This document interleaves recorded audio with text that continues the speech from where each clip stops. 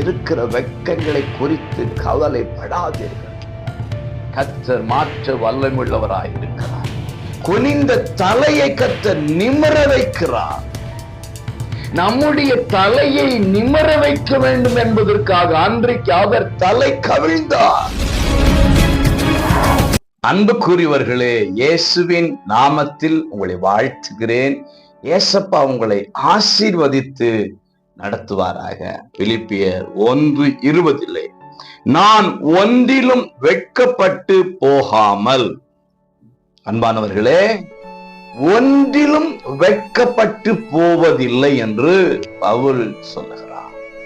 இன்றைக்கு நான் உங்களை பார்த்து சொல்றேன், வெட்கத்தின் நடுவிலே நீங்கள் இருப்பீர்களேயானால் கர்த்தர் அவைகளில் நின்று உங்களை விடுவிக்க விரும்புகிறார்.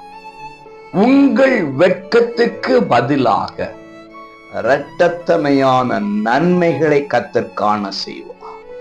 நன்மைகளின் குறைவினாலே வெட்கம் உண்டாயிருக்கலாம், சுகத்தின் குறைவினாலே வெட்கம் உண்டாயிருக்கலாம், பொருளாதாரத்தின் குறைவினாலே வெட்கம் உண்டாயிருக்கலாம்.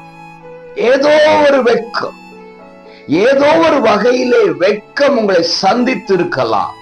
வெட்கி கூனி குறுகி நாணத்தோடு நீங்கள் வாழ்ந்து கொண்டிருக்கலாம். இன்றைக்கு கர்த்தர் சொல்றார், உன் வெட்கத்தை நான் மாற்ற விரும்புகிறேன்.